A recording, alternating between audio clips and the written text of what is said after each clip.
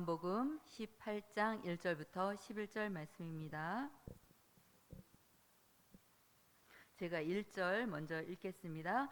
예수님께서 이 말씀을 하시고 제자들과 함께 기드론 시내 건너편으로 나가시니 그곳에 동산이 있는데 제자들과 함께 들어가시니라. 그곳은 가끔 예수께서 제자들과 모이시는 곳이므로 예수를 파는 유다도 그곳을 알더라.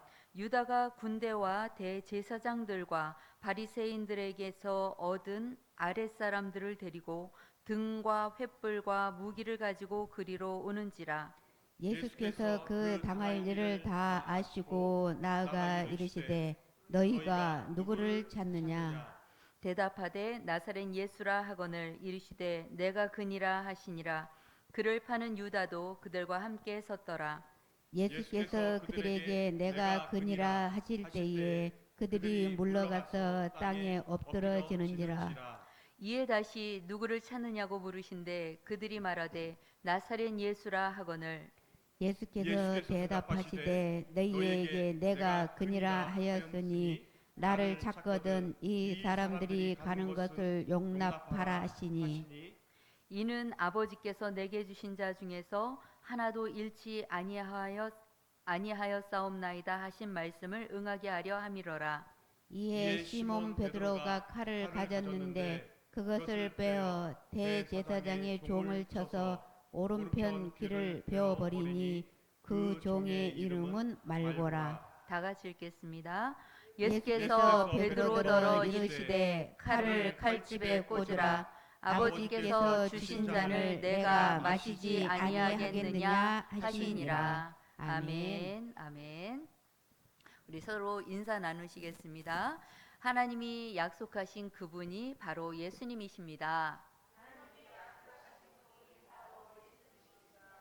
한 번 더 인사하겠습니다. 그분이 나를 구원하셨습니다.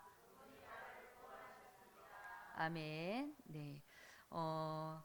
제가 계속해서 사복음서를 함께 나누고 있는데요. 이제 오늘은 마지막으로 요한복음의 이제 두 번째 시간입니다.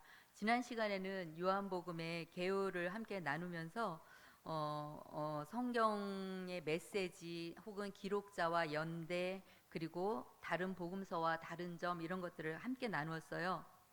오늘은 요한복음의 구조를 보면서 함께 은혜를 나눌 텐데요. 요한복음의 구조는 크게 두 가지로 나누거든요. 오늘은 그 구조를 가지고 함께 은혜를 나누겠습니다. 먼저 지난 시간에 우리 요한복음 나누었던 부분 쪽에서 우리 성도님들이 꼭 알고 지나가셨으면 좋겠다라고 제가 생각하는 부분들을 한번 빠르게 쓱 훑고 지나가겠습니다. 요한복음은요, 성경 66권 중에서 그 성경 66권의 모든 그 핵심 메시지를 함축한 그런 엑기스와 같은 그런 성경이라고 말씀드렸습니다. 그 중에서도 요한복음 3장 16절은 모든 성경을 대표하는 그런 말씀이기도 하면서 하나님께서 우리에게 성경을 통해 전하시고자 하시는 그런 메시지이기도 합니다. 그리고 기록자는 사도 요한으로 야고보 첫 번째 제자로 순교한 그 야고보의 동생이라고 말씀드렸습니다. 그리고 사복음서 중에서 가장 늦게 기록한 책이면서 사도 요한이 반모섬에 그 유배되기 전에 에베소 교회에서 기록한 그런 성경이기도 합니다. 그리고 요한복음이 공간복음과 그러니까 마태, 마가, 누가복음과 다른 점은 마태, 마가, 누가복음 이렇게 세 개의 공간복음에는 어떤 목적이 기록되어 있지 않지만 이 요한복음에 보면 바로 이 요한복음을 어떤 목적으로 기록했는지가 기록이 되어 있습니다. 요한복음 20장 30절에서 31절에 보면 예수께서 제자들 앞에서 이 책에 기록되지 아니한 다른 표적도 많이 행하였으나, 그러니까 예수님이 표적을 나는 다 기록하진 않았지만 이런 뜻이죠. 오직 이것을 기록함은 너희로 예수께서 하나님의 아들 그리스도이심을 믿게 하려 함이요 또 너희로 믿고 그 이름을 힘입어 생명을 얻게 하려 함이니라. 그러니까 내가 이 요한복음을 기록한 것은, 그리고 표적을 예수님의 표적을 이렇게 기록한 것은 이 표적을 통해서 예수님이 그리스도이심을 믿고 구원을 얻게 하려 함이다. 이렇게 정확하게 목적에 대해서 기록이 되어 있습니다. 그리고 공간복음에는 예수님의 생애를 통해서 예수님의 어떤 그런 사역에 포커스를 맞췄다면, 요한이 강조하고 싶었던 것은 예수님이 누구신가. 그러므로 예수는 곧 하나님이시다. 이것에 포커스를 맞추고 성경을 기록했다는 것입니다. 그래서 공간복음에서는 책을 읽는 사람들이 이 전체적인 성경을 읽으면서 예수님의 이런 기적이나 표적이나 이런 것들을 보고, 아, 이분이 정말 하나님의 아들이시구나 라는 것을 읽는 자들이 이렇게 유추해내게 하고, 그러므로 내가 예수를 믿어야 구원받겠구나 라고 결단을 할 수 있게 했다면, 이 요한복음은 예수님이 아주 적극적으로 나는 누구야 라고 하면서 당신이 그리스도이심을 이렇게 구체적으로 사람들에게 나타내셨다라는 것을 우리가 지난주에 함께 나누었습니다. 오늘은 이제 요한복음의 구조를 크게 두 가지로 나눠서 볼 텐데요. 첫 번째로 1장부터 12장까지는 표적의 책이라고 부릅니다. 1장부터 12장까지는 표적의 책. 그래서 이 12장 안에는 예수님의 표적이 7가지로 그렇게 나누어져 있습니다. 그래서 7가지 표적. 그리고 13장부터 21장까지는 영광의 책이라고 부릅니다. 영광의 책. 왜냐하면 이 13장부터 21장에는 7가지의 기록론이 이렇게 나타나 있는데요. 기독론 하면 우리는 왠지 신학적인 느낌이 들어서 좀 어렵게 느껴지잖아요. 근데 기독이라는 말이 그리스도를 중국 한자로 번역한 그들의 말로 이렇게 읽어지는 말이에요. 그거를 우리는 거기서 따와서 그리스도를 기독 이렇게 부르거든요. 그래서 기독교 하면은 그리스도교 이렇게 읽을 수 있는 거예요. 그래서 오늘 먼저 1장부터 12장까지 표적의 책 7가지 표적을 이제 한 번씩 이렇게 훑어보면요. 2장 1절부터 11절에 보면 가나의 혼인잔치 그 표적이 나옵니다. 여기서 보면 예수님께서 첫 번째 표적을 나타내신 그런 사건이기도 하면서 물이 포도주가 되게 하신 그런 사건이었죠. 여기서는 무엇을 나타내냐면요. 그러니까 7가지 표적을 통해서 우리는 예수님이 어떻게 우리에게 하나님이신가를 증명해낸 그런 사건들이거든요. 그래서 어떤 질량의 법칙, 시간과 공간의 법칙, 그 다음에 어떤 자연의 법칙, 그 다음에 어떤 공간의 법칙, 이런 것들을 다 뛰어넘으시는 그 예수님이 바로 하나님이시다라는 것을 여기서 이제 유추해내야 돼요. 그래서 가나의 혼인잔치에서는 뭘 통해서 예수님이 초월자라는 걸, 하나님이시라는 것을 나타냈냐면 성분, 질을 변화시키셨어요. 그죠? 물이 포도주가 되게 하신 것. 그러니까 성분은 변하지 않는데 혼합된다고 해서도 그 성분이 변하진 않죠. 그런데 이 물이 포도주가 되게 하신 사건을 통해서 예수님은 질을 변화시키셨어요. 그래서 물은 그냥 물이죠. 그리고 포도주는 포도를 통해서 얻어낼 수 있는 그런 물이고요. 그런데 예수님은 그 한 장소에서 어떤 시간의 거리를 두지도 않으시고 그 순간 한순간에 그 성분을 바꾸셨잖아요. 그러니까 우리가 포도주가 되게 하려면 뭐 하루 이틀 김치 숙성하듯이 그렇게 해서 포도주가 만들어지는 게 아니죠. 짧게는 1년이 될 수도 있고 아주 길게 숙성될수록 포도주는 더 이 가치를 높게 평가해 주잖아요. 예, 그런데 예수님께서 만드신 물이 포도주가 되게 하신 그 포도주는 연회장이 먹어보고 뭐라고 했어요? 너는 왜 더 좋은 포도주를 여태 숨겨놨느냐 이렇게 평가하잖아요. 남들은 술이 취하지 않았을 때 더 좋은 걸 내놓고 취했을 때 안 좋은 걸 내놓는데 너는 어떻게 사람들이 취하고 난 다음에 더 좋은 걸 내놓냐 이렇게 연회장이 말할 정도로 예수님이 만드신 물이 포도주가 되게 하신 그 포도주는 더 사람들이 만들어낸 포도주보다 더 맛이 좋았다라는 거죠. 그렇게 해서 예수님은 질과 시간을 초월하시는 초월자시다. 그 다음에 두 번째로 보면요, 4장 46절부터 54절에 보면 왕의 신하를 치유하신 그 사건이 이제 표적으로 나타납니다. 여기서 보면 예수님께서 그 왕의 신하가 와서 우리 아들이 죽게 되었는데 가셔서 우리 집에 가셔서 우리 아들을 고쳐주십시오 라고 했을 때 예수님께서 뭐라고 말씀하시냐면 그냥 그 자리에서 가라, 내 아들이 지금 나았다 이렇게 말씀하시니까 예수님의 그 말씀을 믿고 이 왕의 신하가 그냥 가잖아요. 근데 그 거리가 우리가 지도상에서 보면 짧지만 아마도 하루 넘는 거리였던 것 같아요. 왜냐하면 그가 자기 집에 도착했을 때 자기 하인들에게 물어보잖아요. 아들이 언제 나왔느냐 물어봤을 때 어제 7시쯤 나왔습니다. 근데 유대인의 시간대로 따지면 낮 1시에 나왔습니다. 이 소리거든요. 그러니까 예수님이 내 아들이 나왔다라고 하셨던 그 시간이라는 것을 이 왕의 신하가 알고 그 사건 이후로 가족들은 모두가 다 예수님을 믿게 되었다라는 말씀으로 소개를 하고 있죠. 그래서 이 왕의 신하를 치유하신 이 사건은 공간의 초월자이신 하나님, 그 예수님을 나타내고요. 그 다음에 5장 1절부터 9절까지 보면 베데스다 연못에 38년 된 병자를 치유하신 사건이 나옵니다. 근데 여기서도 보면 이 38년 된 이 병자는요, 아무런 이제 기대도 없고 소망도 없었어요.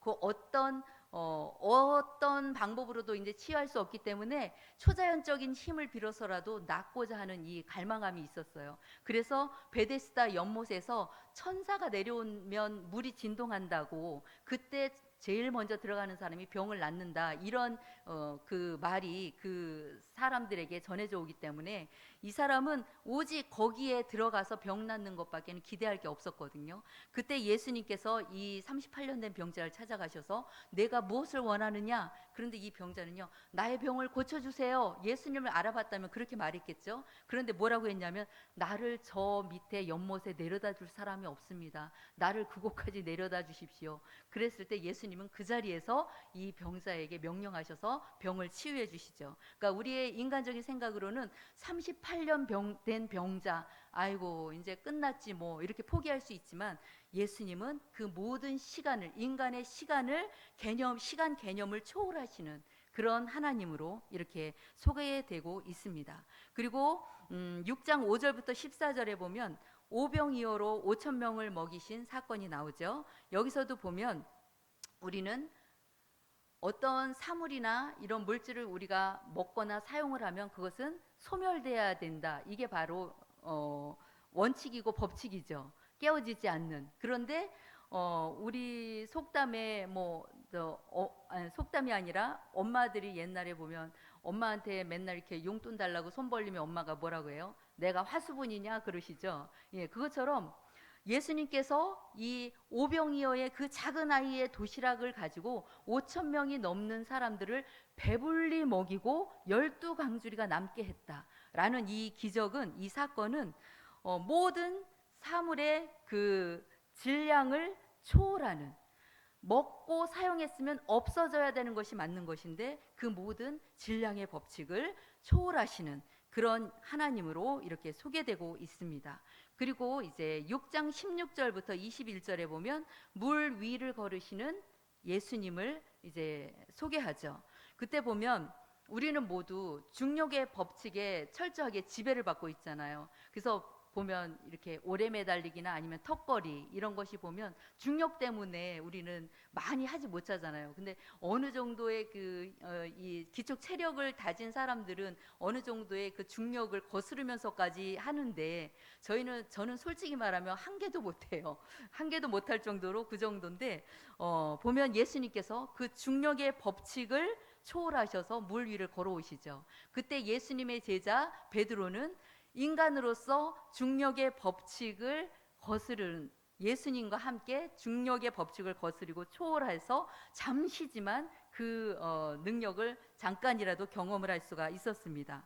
그리고 또 9장 1절에서 7절에 보면 눈먼 자를 고치시는 예수님이 소개되고 있습니다. 여기서는 눈먼 자는 중간에 어떤 사고나 질병으로 인해서 눈먼 자가 아니었어요. 아예 태어날 때부터 눈먼 자였어요. 그렇기 때문에 이 사람은 운명적으로 타고난 거죠. 평생 죽을 때까지 이 사람은 그냥 그렇게 가야 되는 거였어요. 그런데 이 사람은 예수님이 모든 질병을 고치시고 죽은 자도 살리신다라는 소문을 듣고 이 사람은 아주 목이 터져라고 예수님께 목숨 걸고 예수님을 부르짖죠. 나의 질병을 고쳐달라고, 나를 눈을 뜨게 해달라고. 그때 예수님께서는 이 눈먼 자를 고쳐주심으로 운명까지라도 바꿔주시는 그런 초월자 하나님.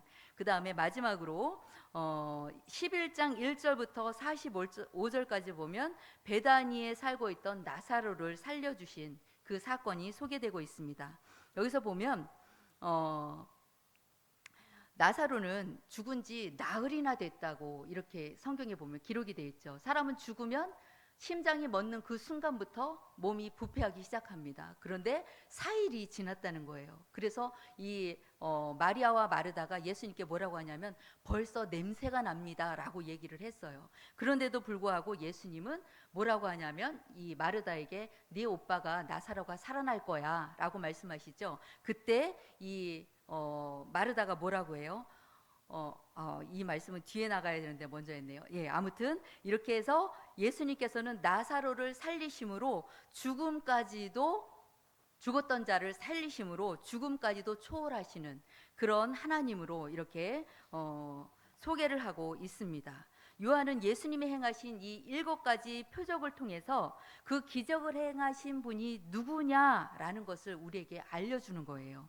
시간과 공간의 그 법칙을 초월하시고 사물의 질량의 법칙을 초월하시고 그리고 자연 법칙과 그리고 사람들의 운명과 죽음까지도 초월하시는 그분이 누구시냐? 그분은 바로 하나님의 아들로 이 세상을 구원하시기 위해서 우리에게 오신 그리스도이시다라는 것을 우리에게 알려주고 있는 것입니다.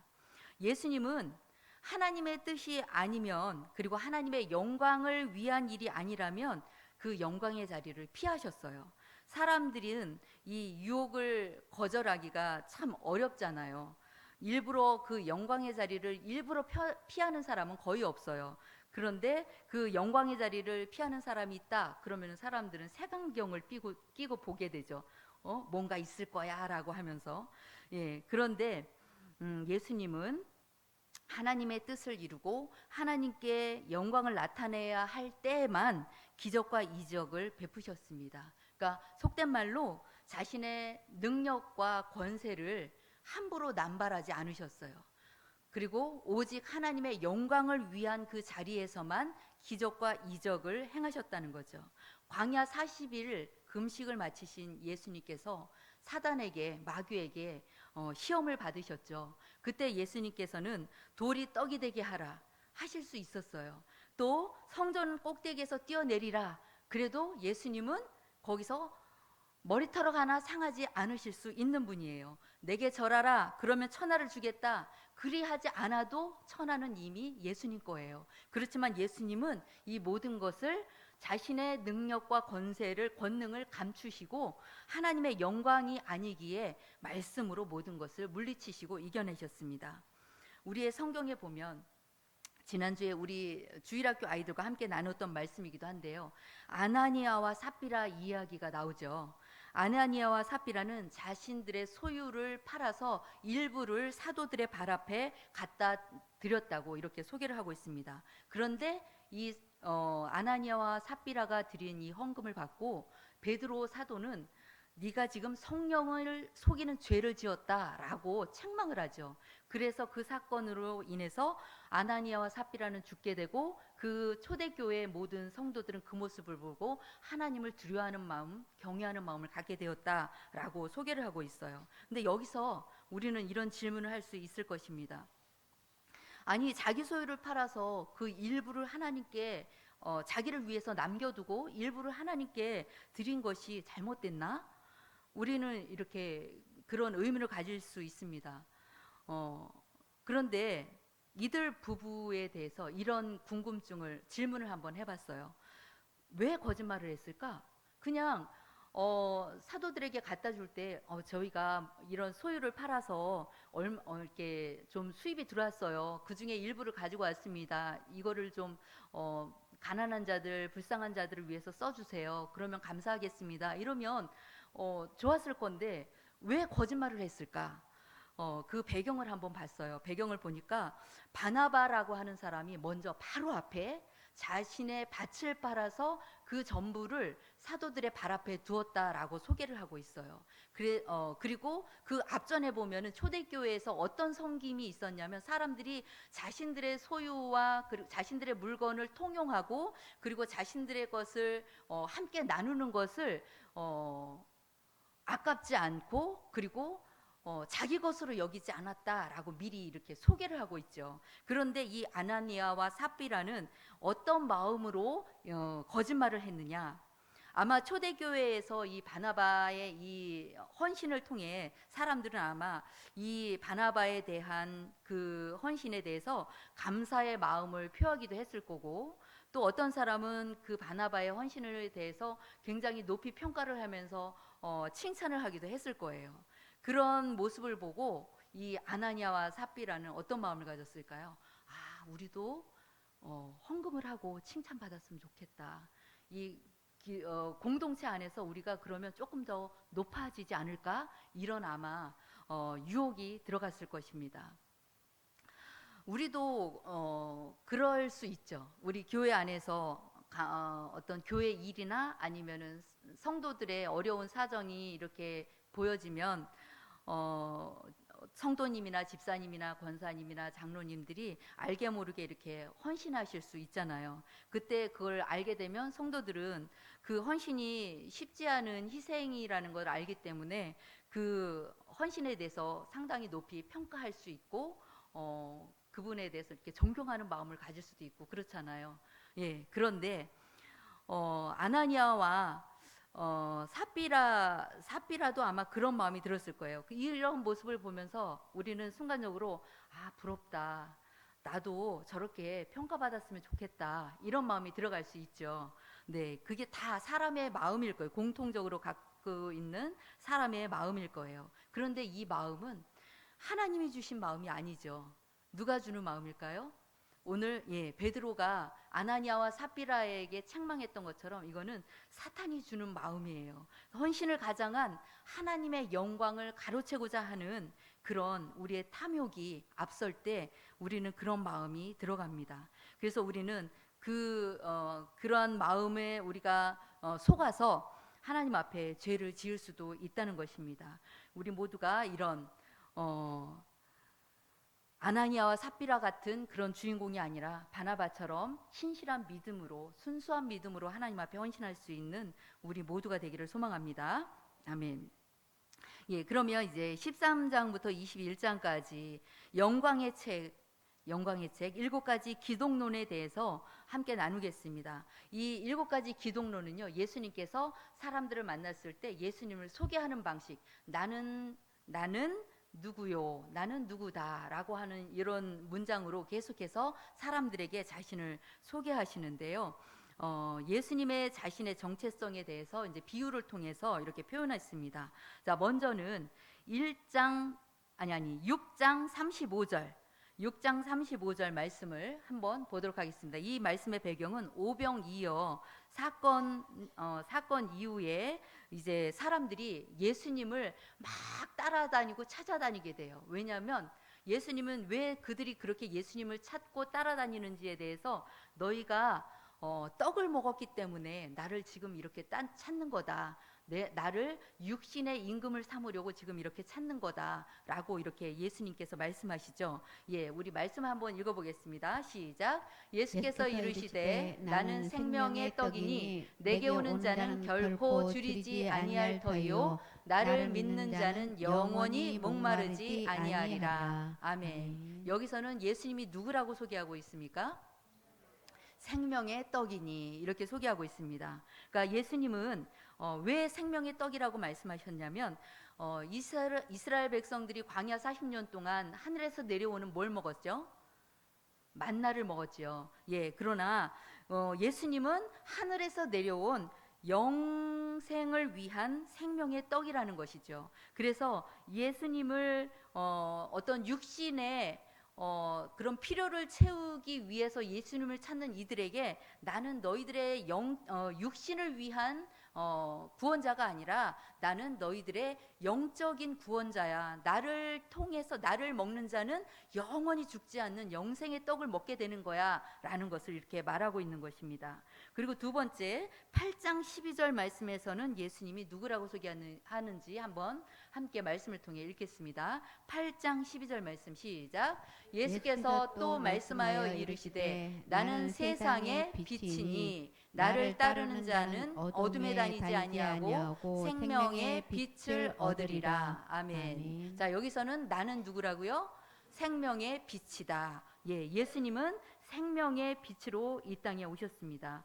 예수님이 오시기 전에 이 세상은 어둠 가운데 있었습니다. 그래서 자신이 죄인인지도 모르고 자신이 처한 곳이 어둠인지도 모를 정도로 어둠의 자녀로 살아가고 있었습니다. 그런데 빛으로 오신 예수님을 만남으로 이 세상 모든 사람들은 이제 빛의 자녀가 될 수 있었던 것입니다. 네. 그리고 세 번째로 10장 7절에 보면 뭐라고 말씀이 기록되어 있나요? 시작. 그러므로 예수께서 다시 이르시되 내가 진실로 진실로 너희에게 말하노니 나는 양의 문이라. 아멘. 네, 예수님은 양의 문이라. 그래서 예수님을 통해서 구원을 얻고 또 예수님을 통해서 꼴을 얻으리라. 들어가며 나가며 꼴을 얻으리라. 예수님의 문을 통해서 들어오는 자만이 생명을 얻고 그 사람은 풍성함을 누릴 것이다. 이렇게 예수님께서 약속을 하셨죠. 예수님은 양이 들어갈 수 있는 유일한 문이라고 이렇게 소개를 하고 있는 것입니다.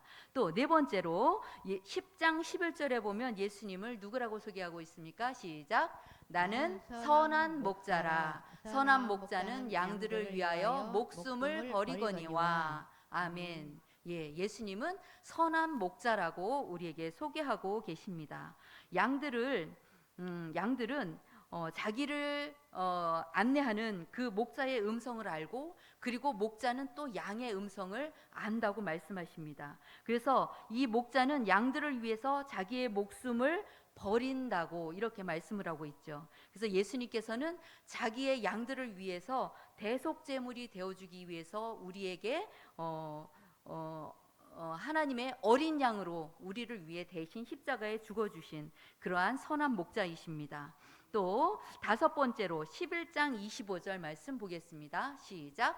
예수께서 이르시되 나는 부활이요 생명이니 나를 믿는 자는 죽어도 살겠고. 아멘. 자, 이 말씀의 배경은 바로 아까 말씀드렸던 죽었던 나사로를 살리실 때 마르다에게 말씀하십니다. 네 오빠가 살아날 거야. 근데 이 마르다가 뭐라고 말하냐면요. 그렇습니다, 주님. 마지막 날에 모두가 부활할 것을 나는 믿습니다. 라고 지금 바로 앞에 예수님이 계신데 그렇게 말을 해요. 그랬더니 예수님이 나는 부활이요 생명이니 나를 믿는 자는 죽어도 살겠고 영원히 죽지 아니하리라. 이렇게 말씀을 하시죠. 네, 그리고 여섯 번째로는 14장 6절 말씀입니다. 14장 6절 시작. 예수께서 이르시되 내가 곧 길이요 진리요 생명이니 나로 말미암지 않고는 아버지께로 올 자가 없느니라. 아멘. 이 말씀의 앞에 보면 도마가 예수님이 제자들에게 너희들 내가 가는 길이 어떤 길인지 아니? 하고 물어보세요.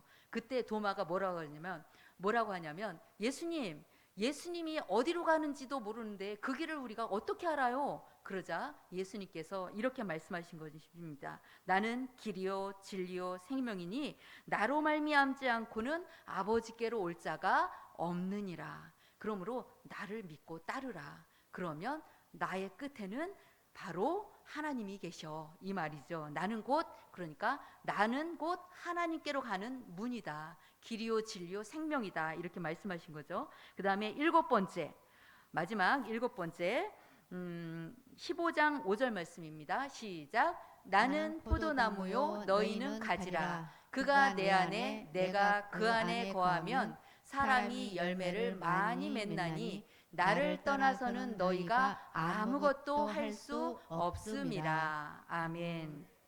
예.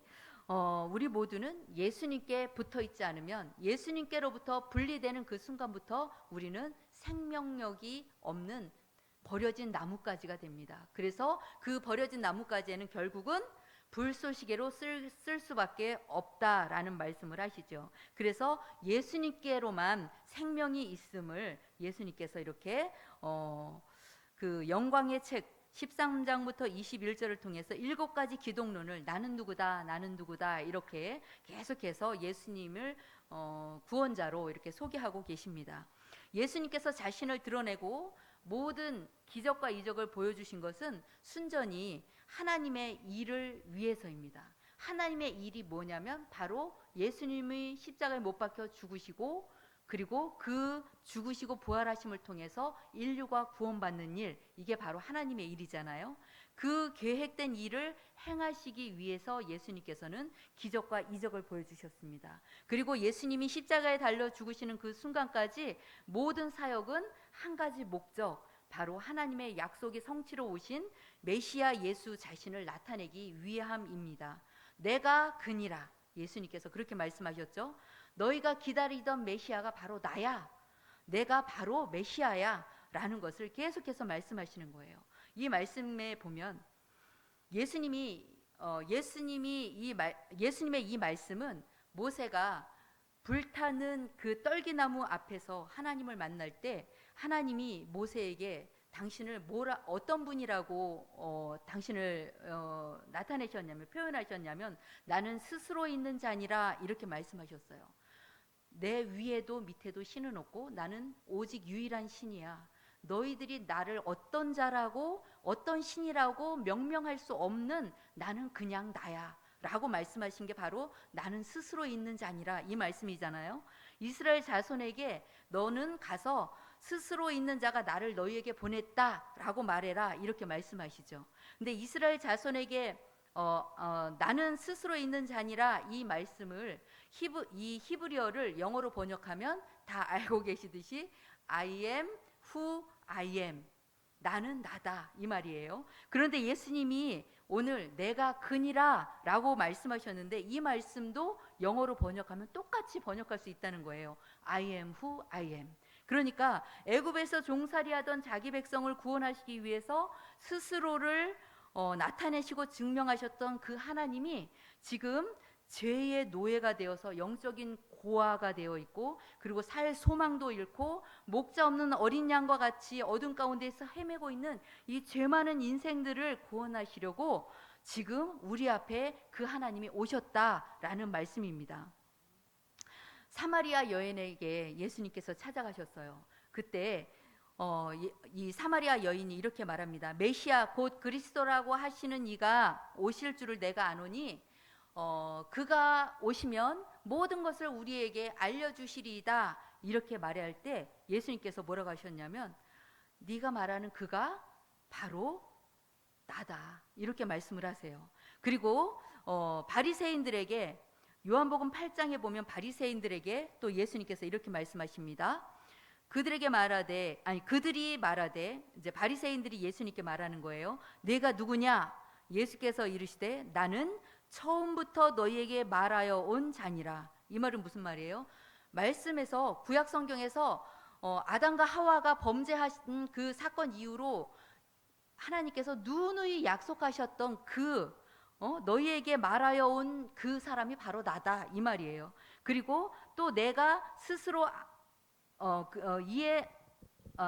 죄송합니다. 또 내가 스스로 아무것도 말하지 아니하고 오직 아버지께 28절 이에 예수께서 이르시되 너희가 인자를 든 후에 내가 그인 줄을 알고 또 내가 스스로 아무것도 하지 아니하고 오직 아버지께서 가르치신 대로 이런 것을 말한 줄도 알리라. 이 말씀 무슨 말이냐면 너희가 인자를 든 후에 이게 뭐예요? 너희가 나를 십자가에 못 박은 후에 내가 그인 줄 알고 비로소 그분이 하나님의 아들이셨구나 라고 알게 된다는 거예요. 그리고 스스로 아무것도 말하지 않고 아버지께서 가르치신 대로 이런 것을 말한 줄도 알리라. 예수님께서 행하신 모든 행적, 그리고 예수님의 입술을 통해서 선포하신 모든 말씀, 그리고 예수님이 당신의 입술을 통해서 당신을 누구라고 나타냈던 그 말씀들이 다 하나님께로부터 온 말씀이었구나 라는 거를 그때서야 알게 될 거다라는 말씀인 거죠. 그리고 예수님께서는 오늘 읽었던 본문 중에 체포하러 온 자들에게도 내가 그니라 이렇게 말씀하시죠. 예수님께서 당할 일을 다 아시고 나아가 이르시되 너희가 누구를 찾느냐, 미리 그들 앞에 서서 그들 앞에 다가가셔서 먼저 꺼내시는 거예요. 말씀을. 너희들이 누구 찾아왔어? 이렇게 물으시는 거죠. 그때 그들이 나사렛 예수를 찾아왔다라고 하니까 예수님이 당당하게 내가 그니라 이렇게 말씀을 하시죠. 근데 그 옆에 그 예수님을 체포하러 온 그 사람들 옆에는 그 예수님을 팔려고 했던 유다도 같이 서 있었다 이렇게 말합니다. 그리고 나서 예수님은 또 뭐라고 말씀하시냐면 예수께서 대답하시되 너희에게 내가 그니라 라고 하였으니 나를 찾거든 이 사람들이 가는 것을 용납하라 하시니라. 이게 무슨 말이에요? 예수님은 그 순간에도 너희들 나를 잡으러 왔지, 그러니 나를 어서 잡아가. 그리고 내 옆에 있는 제자들은 그들이 돌아가는 것을 용납해라 이렇게 말씀하시는 거예요. 그 다음에 뭐라고 써 있었냐면 예수님께서 그 순간에도 예수님께서 아버지께서 내게 주신 자 중에서 하나도 잃지 아니하였사옵나이다 하신 말씀을 응하게 하려 함이라. 하나님께서 예수님께 맡겨주신 그 제자들을 한 사람도 잃지 않겠다라는 그 말씀을 이루시기 위해서 예수님은 이 순간에도 앞서 나가서 내가 그니까 나를 잡아가, 그리고 내 제자들은 돌아가라고 용납해라 이렇게 하시면서 제자들의 방패가 되어주시는 것을 볼 수가 있습니다. 예수님은 버림받고 멸시받은 자들을 찾아가서 메시아가 왔어, 그게 바로 나야 라는 소망의 소식을 알려주셨습니다. 그리고 제자들을 찾아가셔서 구약 시대로부터 약속하신 메시아가 왔으니 회개해라 라는 그 메시지를 이들에게도 예수님께서 전하심으로 그들이 구원받을 수 있는 기회를 주십니다. 내가 그니라, 너희가 기다리던 메시아가 바로 나야 라는 메시아의 그 말씀을 계속해서 이 요한복음에서는 이거를 우리가 의식해서 읽으면은 계속 눈에 들어오실 겁니다. 내가 그니라, 내가 그니라. 내가 믿는 예수님은 모든 문제를 초월하시는 하나님이시며, 그리고 그분은 나와 함께 하시는 임마누엘의 하나님이신 것을 믿으시기 바랍니다. 다 믿으시지요? 아멘. 네, 그분만이 우리의 유일한 구원자이시고 나를 지키시는 참 목자가 되심을 우리 모두는 믿습니다. 그분이 이 시간 우리와 함께 하시며 우리를 하나님의 거룩한 나라를 이루기까지 우리와 늘 동행하시고 함께 하실 줄로 믿습니다. 아멘. 기도하겠습니다.